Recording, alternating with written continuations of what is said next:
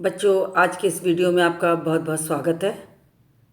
इसके पूर्व के वीडियो में मैंने आपको विदुर, कुंती और भीम से संबंधित कथा समझाई थी, 5, 6 और 7 पाठ को। अब मैं पाठ 8, 9 और 10 को लेकर आपके साथ हूँ और मैं आज कर्ण की कथा को आपको समझाऊंगी, कर्ण के बारे में बताऊंगी।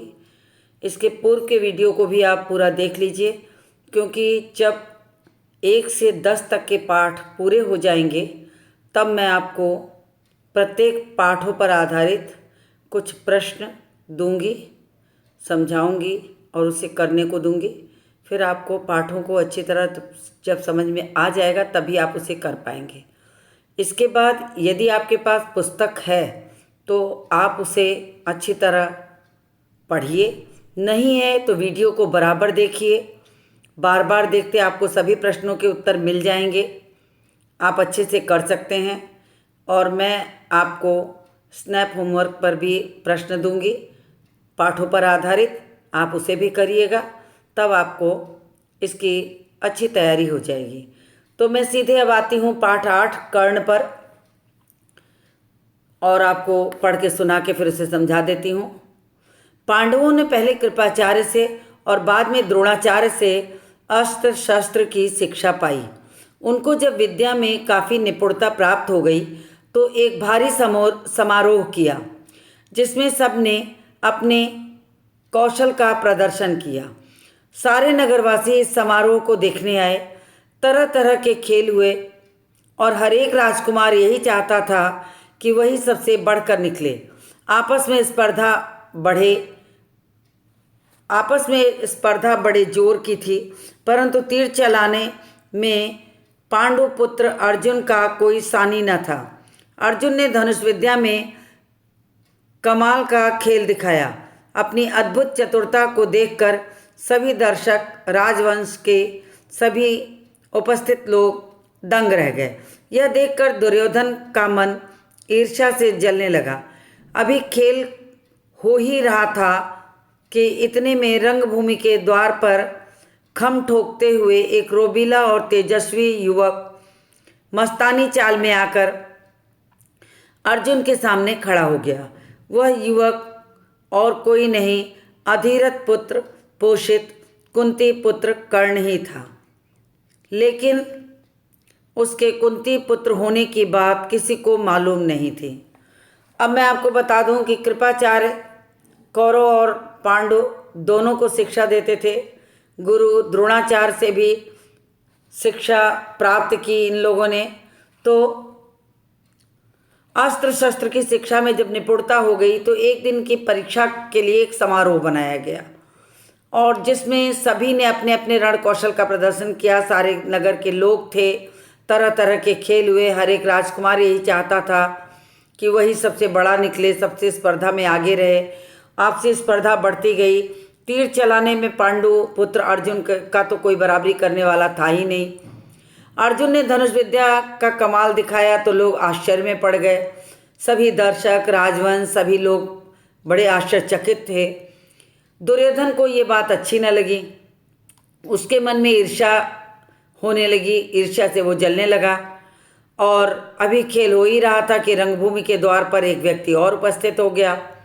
उसने अर्जुन के तीर चलाने के अंदाज को देखा तो उसने भी उसमें भाग लेने की इच्छा से वहाँ पहुँचा, जो कि अधीरथ पुत्र यानी कि कुंती का विवाह पूर्व पुत्र था, जिसका लालन पालन अधीरथ ने किया था।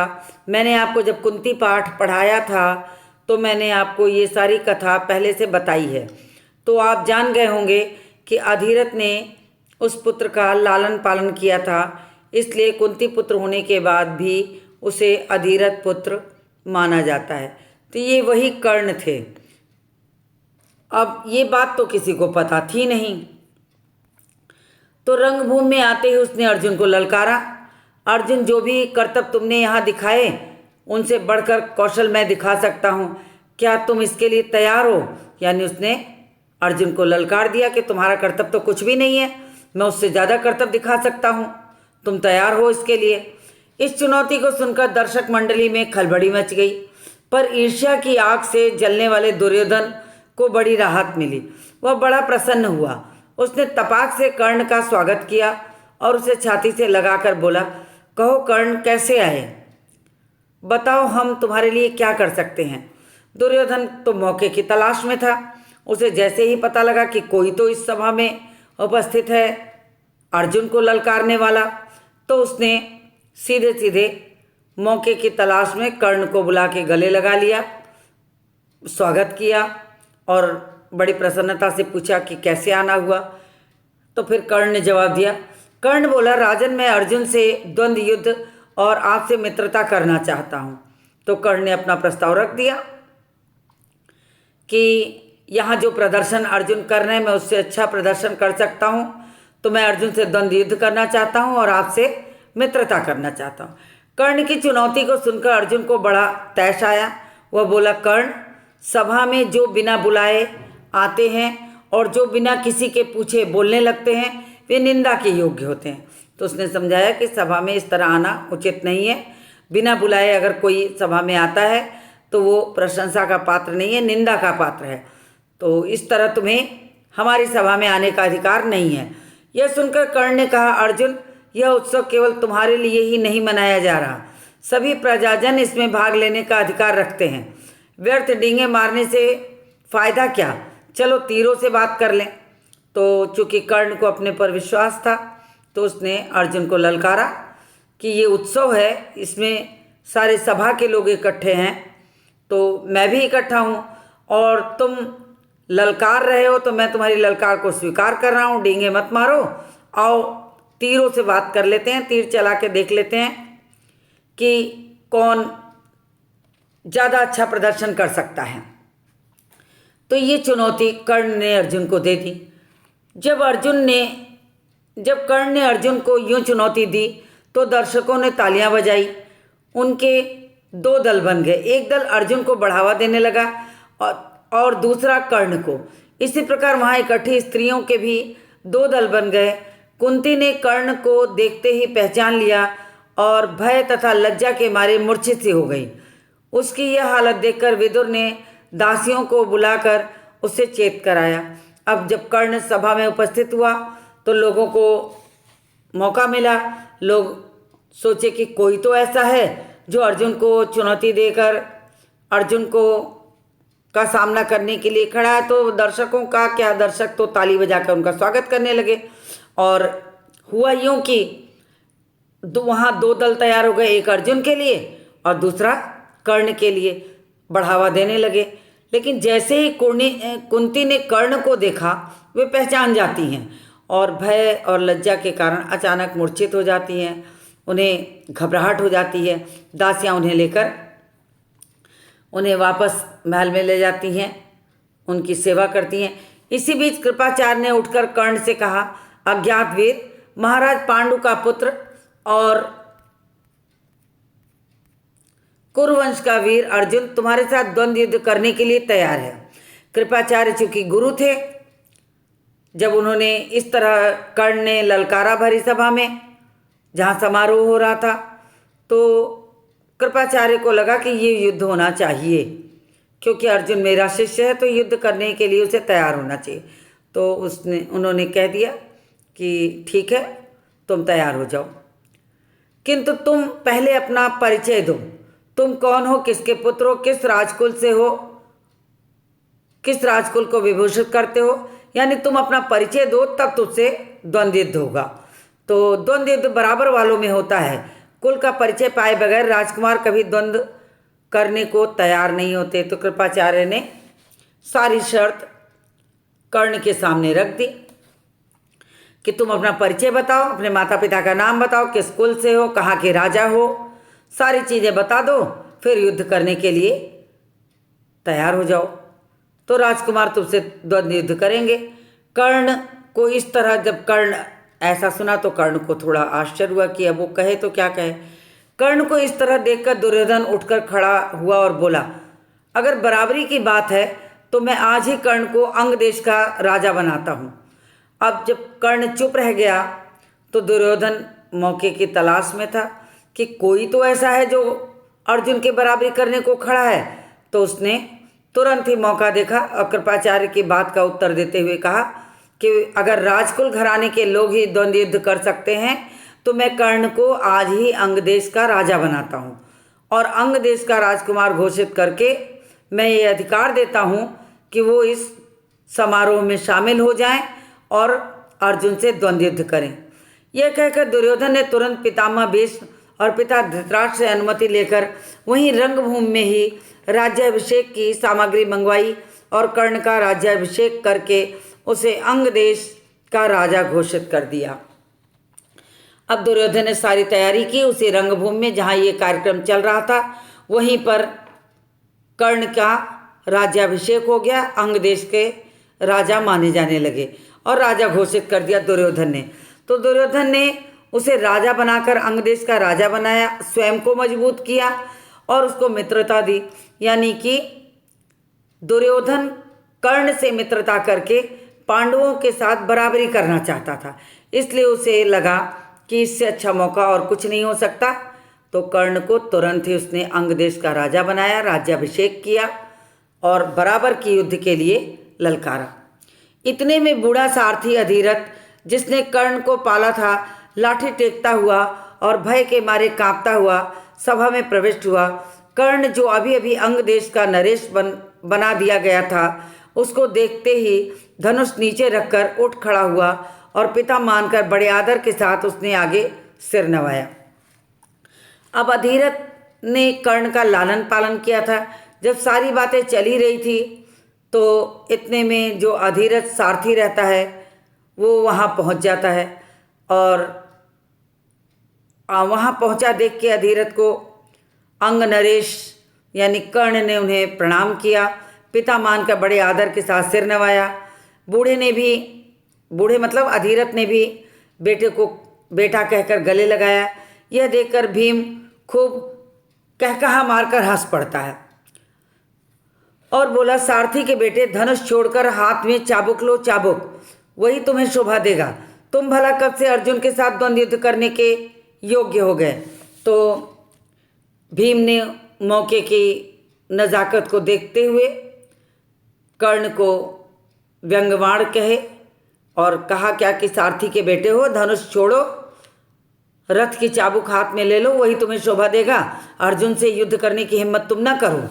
इस तरह से भीम ने कर्ण को ऐसे व्यंग्यवाण सुनाए। यह देखकर सभा में खलबली मच गई। इस समय सूरज भी डूब रहा था, इस कारण सभा विसर्जित हो गई। मशालों और दीपकों की रोशनी में दर्शक वृंद अपनी अपनी पसंद के अनुसार अर्जुन, कर्ण और दुर्योधन की जय जय बोलते रहे। यानी वहीं पर जाकर सभा समाप्त हो गई। इस घटना के बहुत समय बाद एक बार इंद्र बूढ़े ब्राह्मण के वेश में नरेश कर्ण के पास आए और उनके जन्मजात कवच और कुंडल की भिक्षा मांगी। इंद्र को डर था कि भावी युद्ध में कर्ण की शक्ति से अर्जुन पर विपत्ति आ सकती है। इस कारण कर्ण की ताकत कम करने की इच्छा से उन्होंने उससे यह भिक्षा मांगी। तो मैं आपको बता दूं कि कर्ण का प्रतिदिन का नियम था कि वो सुबह जब पूजा अर्चना करते थे उस समय अगर कोई उनके सामने आ करके कुछ उनसे मांग ले तो वो दे देते थे। इंद्र को लगा कि आने वाले समय में अर्जुन और कर्ण को अगर आपस में लड़ा दिया गया तो स्थिति नाजुक बन सकती है। कोई और विपत्ति आए उससे पहले किसी न किसी प्रकार से कर्ण की शक्ति को छीन लेना चाहिए। तो उन्होंने उपाय किया कि ब्राह्मण का वेश बनाए और वो कर्ण के पास पहुंच जाते हैं और उनसे कवच और कुंडल, जो कि सूर्यदेव के पुत्र होने के कारण उन्हें जन्मजात मिला था, वो उससे उन्होंने मांग लिया। कर्ण को सूर्यदेव ने पहले ही सचेत कर दिया था कि उसे धोखा देने के लिए इंद्र ऐसी चाल चलने वाला है, परंतु कर्ण इतना दानी था कि किसी के कुछ मांगने पर वह मना नहीं करता था। इस कारण यह जानते हुए भी कि भिखारी के वेश में इंद्र धोखा कर रहे हैं, कर्ण ने अपने जन्मजात कवच और कुंडल निकालकर भिक्षा में दे दिया। तो कर्ण को महादानी कहते हैं। जब सूर्य ने उन्हें ये आगाह कर दिया था पहले ही कि तुम्हारे साथ ऐसा हो सकता है, तुम्हारा कवच और कुंडल इंद्र तुमसे मांगने आए, तो सचेत किया था। लेकिन इंद्र चूंकि कर्ण चूंकि महादानी थे, और अगर उनसे कोई मांग लेता तो बिना नहीं रुके नहीं रह सकते थे। तो उन्होंने जैसे ही भिखारी का वेश बनाकर इंद्र उनके पास आते हैं, वो सब कुछ जानते हुए भी अपना जन्मजात कवच कुंडल उतारकर भिक्षा में इंद्र को दे देते हैं। इस अद्भुत दानवीरता को देखकर इंद्र चकित रह गए। कर्ण की प्रशंसा करते हुए बोले, कर्ण, तुमसे मैं प्रसन्न हूँ, तुम जो भी वरदान चाहो मांगो। कर्ण ने देवराज से कहा, आप प्रसन्न हैं तो शत्रुओं का संहार करने वाला अपना शक्ति नामक अस्त्र मुझे प्रदान करें। क्योंकि दान में उन्होंने कवच और कुंडल तो दे ही दिया था। अब जब इंद्रदेव बहुत प्रसन्न हुए तो उन्होंने कहा कि ठीक है, वर मांगो, वर मांगो, क्या चाहिए तुमको। तो कर्ण को लगा कि चलो एक चीज़ दे दिए हैं तो कुछ और मांग लेते हैं, और ये कहकर उन्होंने उनका शक्ति नामक जो अस्त्र रहता है वो उनसे मांग लिया। बड़ी प्रसन्नता के साथ वो अपना शस्त्र कर्ण को देते हुए देवराज ने कहा, युद्ध में तुम जिस किसी को लक्ष्य करके इसका प्रयोग करोगे वह अवश्य मारा जाएगा, परंतु इसका प्रयोग तुम एक ही बार कर सकते हो। शक्ति नामक अस्त्र दिया तो शर्त भी रख दी कि तुमको मैं ये दे तो रहा हूँ, जिसके ऊपर भी इसको चलाओगे वो तुम्हारा लक्ष्य बिल्कुल सिद्ध होगा, वो निश्चित मारा जाएगा। लेकिन शर्त यह है कि तुम इसका प्रयोग सिर्फ एक बार करोगे। ये कह के इंद्र चले जाते हैं।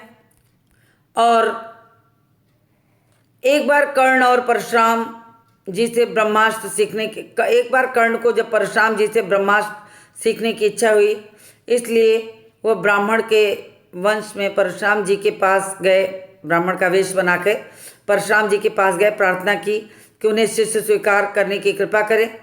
परशुराम जी ने उसे ब्राह्मण समझकर शिष्य बना भी लिया।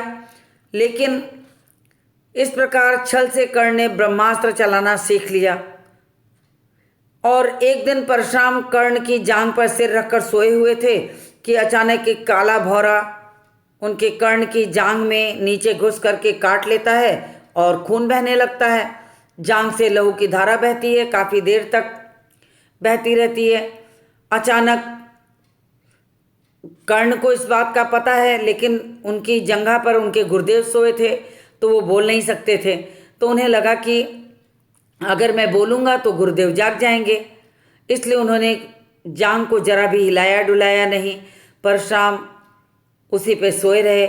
जब खून से परशुराम की देह भीगने लगी तब उनकी अचानक नींद खुल जाती है। उन्होंने देखा कि कर्ण की जांघ से खून बह रहा है, तो परशुराम से बोले, बेटा सच बताओ कि तुम हो कौन, क्योंकि किसी ब्राह्मण में इतनी शक्ति हो इसका विश्वास तो नहीं हो नहीं सकता था। इसलिए अंततः वो पूछ बैठे कि तुम असली में अपना नाम बताओ कि तुम हो कौन। कर्ण असली बात न छिपा सका, उसने स्वीकार कर लिया कि वह ब्राह्मण नहीं है बल्कि सूत पुत्र है। यह जानकर परशुराम को बड़ा क्रोध आया। जब उन्होंने जाना कि ये सूत पुत्र है तो उन्हें लगा कि मुझसे झूठ बोल के इसने शिक्षा ग्रहण की, तो उन्हें बहुत गुस्सा आया। उन्होंने उसी घड़ी कर्ण को श्राप दे दिया कि चूंकि तुमने अपने गुरु को धोखा दे के शिक्षा या विद्या ली है तो तुम्हारी सीखी हुई विद्या तुम्हारे काम ना आए।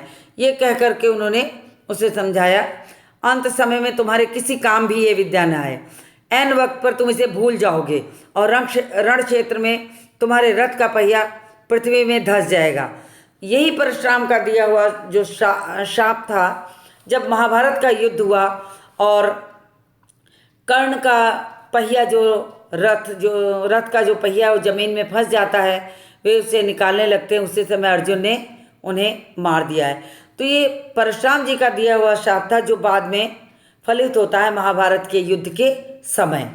तो इस तरह से परशुराम जी ने उनको कर्ण को श्राप दे दिया। परशुराम जी का यह श्राप झूठा न हुआ।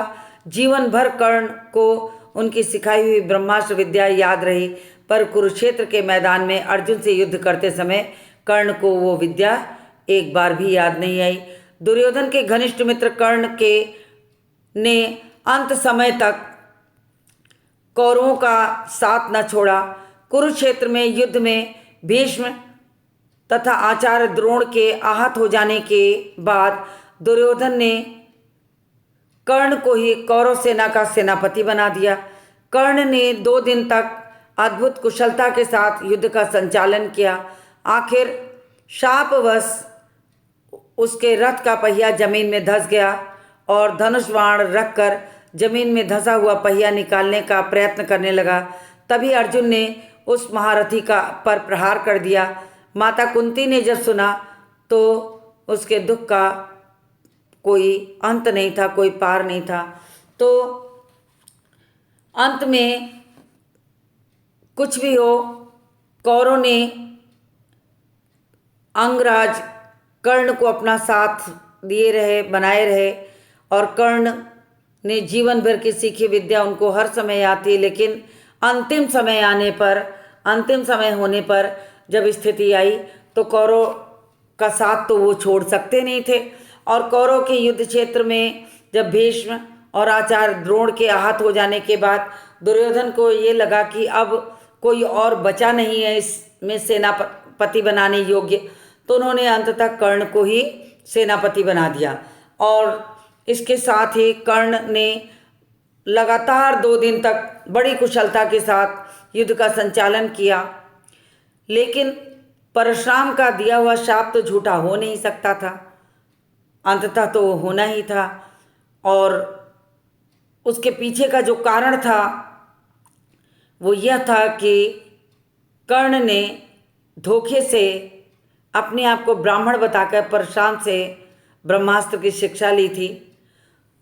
शायद वो पता भी न चलता यदि गुरुदेव कर्ण की जंघा पर सर रखकर सोए न होते, तो शायद ये पता भी न चलता। तो शाप क्रोध में आकर गुरुदेव ने कर्ण को शाप दे दिया कि जाओ, मेरी सिखाई विद्या तुम्हारे किसी काम ना आए। तो जीवन भर उनको याद रह के क्या कि जब महाभारत का युद्ध हुआ, भीष्म और आचार्य द्रोण मारे गए और अब लगा कि कमान किसके हाथ में दी जाए, तो दुर्योधन ने कर्ण को ही सेनापति बना दिया। लेकिन उसका भी कोई कार्य संपन्न नहीं हो पाया क्योंकि परशुराम का शाप था। और युद्ध करते करते अचानक कर्ण के रथ का जो पहिया था वो जमीन में धंस गया। धनुष बाण उन्होंने रथ के ऊपर रखकर पहिया निकालने की कोशिश की और उसी समय ऐसी स्थिति आई कि रथ निकालते समय ही कर्ण को अर्जुन ने मार दिया। तो इस तरीके से कर्ण की ये कथा यहाँ जाकर समाप्त हो गई। अब बारी आती है द्रोणाचार्य की। पाठ 9, द्रोणाचार्य। आचार्य द्रोण महर्षि भरद्वाज के पुत्र थे। पांचाल नरेश का पुत्र द्रुपद भी द्रोण के साथ ही भरद्वाज आश्रम में शिक्षा पा रहा था। दोनों में गहरी मित्रता थी।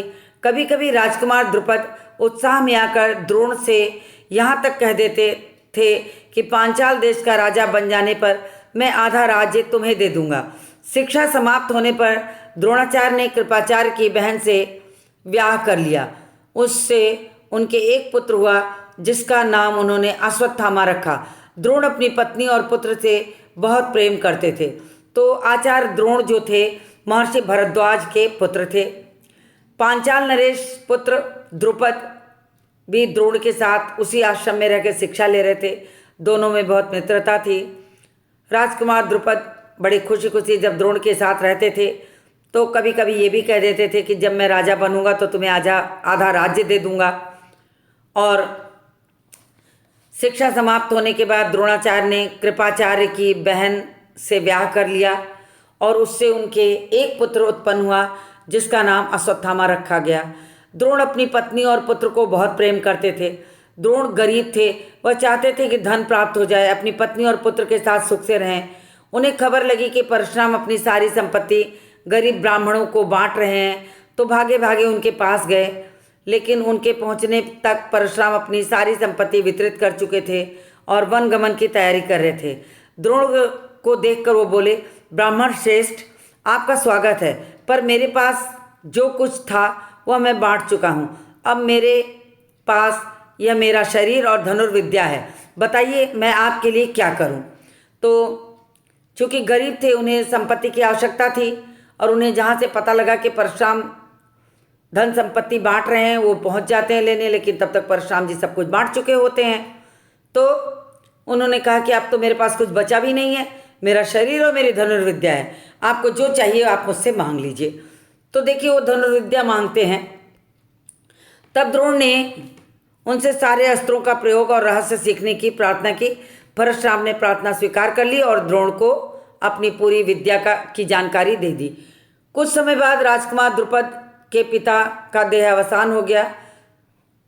द्रुपद राजगद्दी पर बैठा। द्रोणाचार्य को जब द्रुपद के पांचाल देश की राजगद्दी पर बैठने की खबर लगी तो वह सुनकर बड़े प्रसन्न हुए कि शिक्षा के दौरान उन्होंने मुझसे कहा था कि जब मैं पांचाल का राजा बनूंगा तो आधा राज्य तुम्हें दे दूंगा, धन संपत्ति दूंगा। तो उन्होंने सोचा कि बस अब चल के उससे कहना चाहिए। राजा द्रुपद से मिलने पांचाल देश वो चल पड़े। उन्होंने गुरु के आश्रम में द्रुपद के लड़कपन में की गई बातचीत की याद दिलाई कि तुम जब छोटे थे तब तुमने मुझसे ऐसा कहा था। सोचा यदि आधा राज्य भी न देगा तो कम से कम कुछ धन तो जरूर ही देगा। यह आशा लेकर द्रोणाचार्य जो रहते राजा द्रुपद के दरबार में पहुंच जाते हैं और बोलते हैं, मित्र द्रुपद, मुझे पहचानते हो? मैं ही तुम्हारा बालपन का मित्र द्रोण हूँ। ये सारी चीज़ें कहकर वे उनसे इसी आशा में गए रहते हैं कि वो उन्हें कुछ धन संपत्ति दे दें और उनका जीवन यापन होने लगे। ऐश्वर्य के मद में मत हुआ राजा द्रुपद। द्रोणाचार्य का आना बुरा लगा। द्रोण अपने मित्र का ऐसा व्यवहार करना उन्हें बहुत अखरा, बुरा लगा कि मित्रता के वशीभूत होकर के मित्रता के जोश में उन्होंने कह तो दिया, लेकिन जब बन गए तो देने से रहे। तो उन्हें बहुत गुस्सा आता। वो बोल पड़ते, ब्राह्मण, तुम्हारा यह व्यवहार जो है सज्जनोचित नहीं है, कि सज्जन के समान नहीं है, तो तुम ऐसा नहीं कर सकते। मुझे मित्र कहकर पुकारने का तुम्हें साहस कैसे हुआ?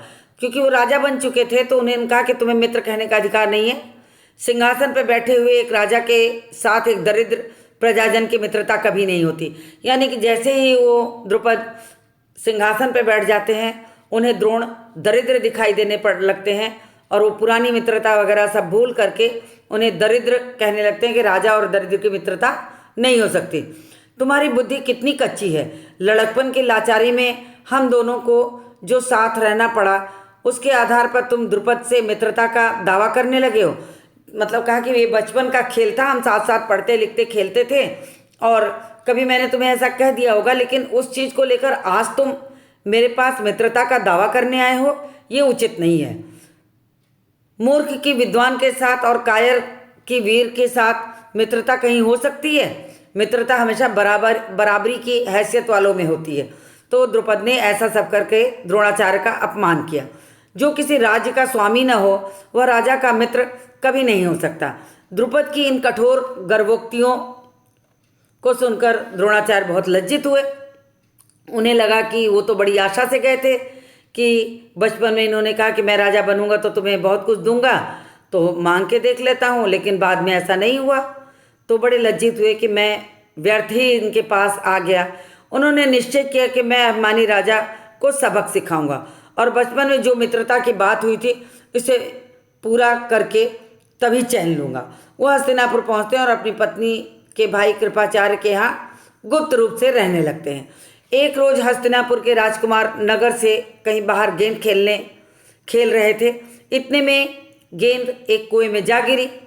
तो युधिष्ठिर निकालने का प्रयत्न करते हैं।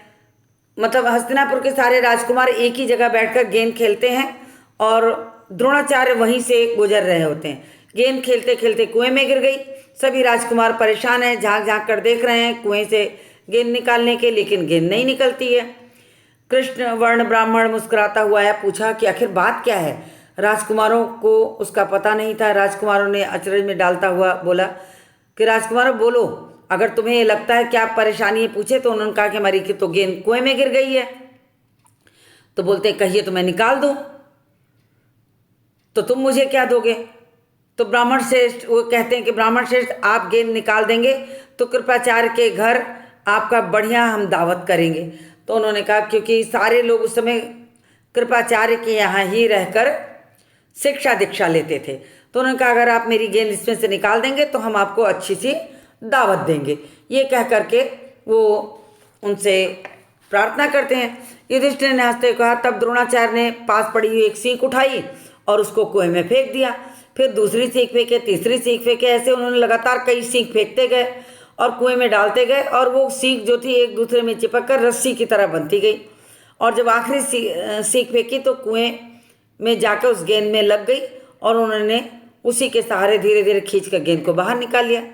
सारे राजकुमारों को बड़ा आश्चर्य हुआ, ये तो बड़ा भारी करतब हो गया। उन्होंने ब्राह्मण से विनती की कि युधिष्ठिर की अंगूठी भी निकाल दीजिए। युधिष्ठिर की अंगूठी उसमें गिरी रहती है। द्रोण ने तुरंत धनुष बाण चढ़ाया और कुएं में तीर मारा। पल भर में बाण अंगूठी जो बाण से निकाल करके ऊपर ले आते हैं। द्रोणाचार्य ने अंगूठी युधिष्ठिर को दे दी। अब तो ये उनके लिए बड़े चमत्कार की बात थी। राजकुमारों को भी बहुत ज़्यादा अचरज हुआ कि ऐसा कैसे हो सकता है कि गिरी हुई गेंद को सीख फेंक कर बाहर निकाल लिए और अंगूठी भी निकाल लाए।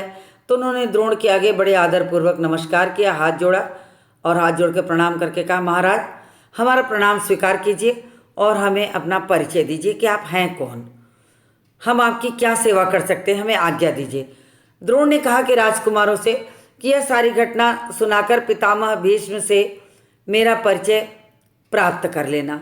तब उन्होंने अपना परिचय कहा कि जाओ सारा सब कुछ बता करके तुम पितामह भीष्म से मेरी चर्चा करना, वो खुद ही समझ जाएंगे और तुम्हें बता देंगे कि मैं कौन हूँ। राजकुमारों ने जाकर पितामह से सारी बात बता दी तो भीष्म तो तुरंत ताड़ गए कि हो न हो वे सुप्रसिद्ध आचार्य द्रोण ही होंगे। ये सोचकर उन्होंने निश्चय कर लिया कि अब इन राजकुमारों की शिक्षा दीक्षा आचार्य द्रोण से ही पूरी कराई जाएगी। बड़े सम्मान से उन्हें बुलाते हैं, उनका स्वागत करते हैं, राजकुमारों को आदेश देते हैं कि ये तुम्हारे गुरु हैं, इनसे तुम धनुर्विद्या सीखो। कुछ समय के पश्चात राजकुमारों की शिक्षा पूरी हो गई और द्रोणाचार्य ने अपनी गुरुदक्षिणा के रूप में पांचाल राज द्रुपद को कैद करके लाने के लिए कह दिया।